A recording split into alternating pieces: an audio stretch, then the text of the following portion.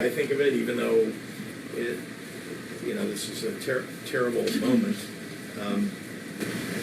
We are winning here. We are, even if there are still people who are being taken. We'll always fight what Tom Homan and what the Supreme Court decision represents. Some are U.S. citizens, some are people who have legal status in this country but are not citizens, and there are undocumented people. And we are trying to protect all the residents of the state of Illinois. These are people who, people talk about, Donald Trump likes to talk about immigrants as criminals. These are not criminals.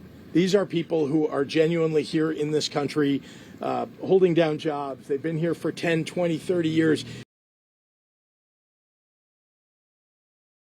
Families here, paying taxes, following the law, doing the right thing. We should give them an opportunity, whether it's when they go to the courthouse to try to get their citizenship or their legal status improved. We should be protecting them. And what are you able to do to sort of work with them and help them? Well, today I was in Brighton Park with the Brighton Park Neighborhood Council, also with ICER, which represents really the breadth of immigration-associated organizations in the state of Illinois, listening to them, and we were talking about how we can protect our communities better. They are amazing at making sure that people know their rights in this environment in which people's rights are under attack. So I was pleased to listen to them, to spend time with them.